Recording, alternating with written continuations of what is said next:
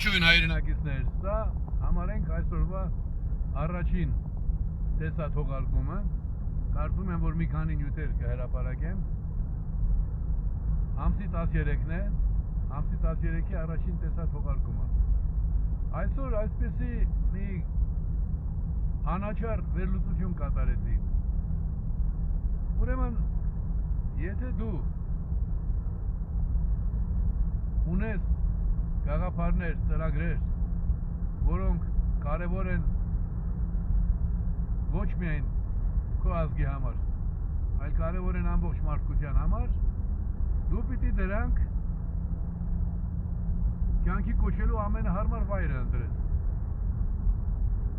Այդպես են վարվում նաև գիտնականները, մեծ գիտնականները։ Եթե տեսնում են, որ բարենպաստ միջավայր չկա այն երկրում, որում ապրում են, գնում են մեկ այլ երկիր։ Բայց քաղաքական գործի խնդիրը մի քիչ այլ է։ Ես գիտեմ, ամենայն պատասխանատվությամբ եմ ասում, գիտեմ, որ շրջապատված են բթամիտներով, մեծամիտներով, ոչ բոլոր հարցերում, ազգային քաղաքական հարցերում, ժողովրդավարության, սահմանադրական իրավունքի հարցերում։ Դե բթամիտներն են ավելի վտանգավոր, թե մեծամիտները կամ եսակենտրոն ապուշները, էական չի։ Ամեն դեպքում դրանցով շրջապատված եմ և 10 տարուց ավելի փորձում եմ ոչ թե իմ, այլ նաև իրենց երկիրը դարձնել աշխարհի ամենաժողովրդավարական երկիրը, բայց այս մարդիկ դեմ են։ Մինչդեռ ինձ լավ մասնագետներ, ամերիկյան լավ մասնագետներն ասում են, մի տարի պիտի ընդամենը հատկացնես, դատական փուլերով Ամերիկայում անցնենք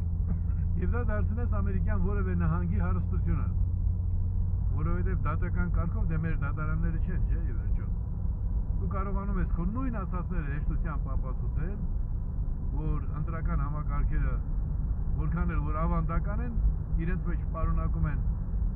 իրավական տեսակետից լուրջ սխալներ և դրանց ուղղելու ճանապարհն ես առաջարկում և քո ստացած մերժումների հիման վրա առաջ ես գնում։ Բայց ես քանի որ սիրում եմ ձեզ, հայ մարդիկ, որովհետև դուք իմ քույրերն ու եղբայրներն եք։ Ուզում եմ, որ երեխաներս ապրեն Հայաստանում։ Այսօր իմ մեծացրած երեխաների կեսն են Հայաստանում ապրում։ Եվ թոռներիցս ընդամենը 7-ը, 18 թոռներիցս։ Մյուսները գնում գալիս են։ Բայց ես ուզում եմ, որ Հայաստանը այնպիսի երկիր լինի, որ նաև իմ անձնական համարեք եսասիրական կամ եսակենտրոն մտածողությամբ, որ նրանք երազեն Հայաստանում ապրեն, որ իրենք պատվելով իրենց նախնիներին, հայ նախնիներին, ոչ միայն վայելեն Հայաստանը, այլ իրենք էլ իրենցով հզորացնեն Հայաստանը։ Բայց, ուրեմն այսպիսի խնդիր կա, ու որքան էլ որ անաչառ մոտեցումը ինձ թելադրում է, պարտադրում է առաջնորդվել միջազգային փորձով, մանավանդ երբ դու հետապնդումների ես ենթարկվում, գիտեք, մի տարի բանտում նստել ինձ համար ավելի դժվար չէր, քան ստիպված լինել պարտքեր վերցնել, որպեսզի քո երկրի իշխանավորի ռեխը լցնես, ռեխը բերանը չէ, շատակեր, որգրամոլ ստախոս և այլն և այլն։ Դա էլ է հալածանք, որ ես 20 տարի քրտինքովս տուն կառուցել, ազգ ու տոհմս հավաքեմ, բարեկամներիս, ընկերներիս հավաքեմ ժամանակ առ ժամանակ այդտեղ, բայց հետո ստիպված լինեմ մտածել գույքահարկ տալու մասին, հնել ապօրինի գույքահարկ, ինչևէ։ Բայց քանի որ սիրում եմ իմ հայրենիքը, իսկ հայրենիքս առանց մարդկանց պարզապես հող ու քար է, նյութ է,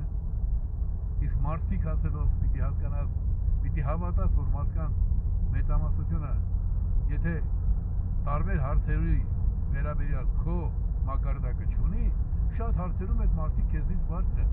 իրենք էլ իրենց ոլորտներում են բարձր։ Ու պիտի սիրես այդ դրական մեծամասնությանը։ Եվ այդ դրական մեծամասնության միջոցով փորձես օգտակար լինել են բացասական հակումներ ունեցողներին։